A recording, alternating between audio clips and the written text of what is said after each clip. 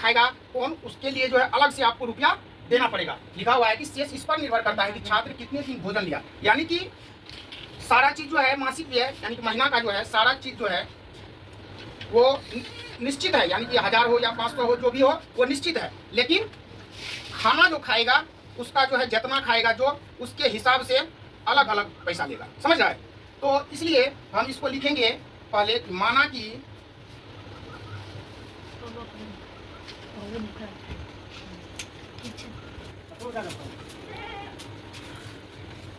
नियत व्यय, व्यय मतलब होता है खर्च, नियत व्यय x रुपया है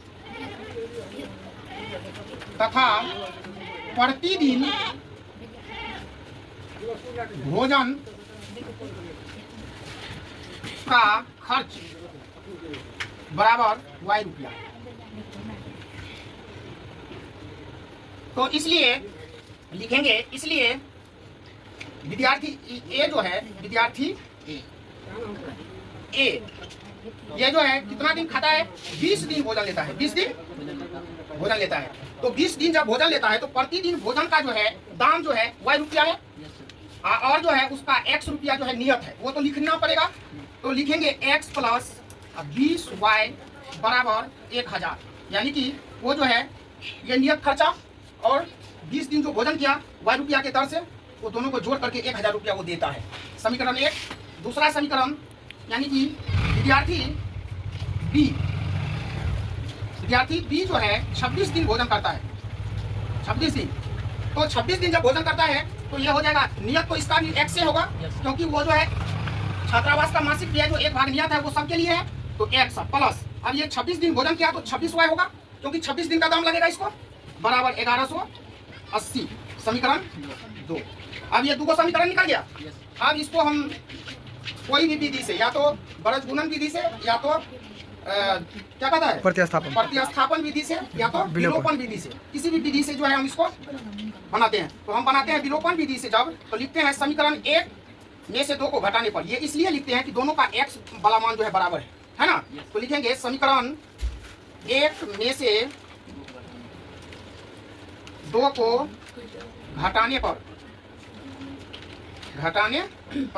तो समीकरण दोनों लिखेंगे यहाँ पर, x प्लस 20y बराबर, और दूसरा है x प्लस 26y बराबर 1100। चिन्ह बदलेंगे, अब ये कट जाएगा, ये हो जाएगा माइनस 6y बराबर, ये घटा के कितना होगा माइनस 180, माइनस से माइनस कट जाएगा, छतरी के y का मान क्या आया 30, और अब x का मान निकालेंगे। तो लिखेंगे समीकरण 1 में x का मान रखने पर, तो समीकरण 1 क्या है, समीकरण 1 में x प्लस 20y बराबर 1000, x प्लस 20y बराबर 1000। अब जो है x प्लस 20 गुना 30, y का मान 30 है ना, बराबर 1000। अब जो है x प्लस इसको गुना करने पर 600 बराबर 1000, x बराबर 1000 माइनस 600 बराबर 400 रुपया, यानी कि उसका जो है नियत व्यय क्या है 400 रुपया, यानी कि वो जो सबको लगता है, और प्रतिदिन भोजन का जो लगता है कितना 30 रुपया। बता रहे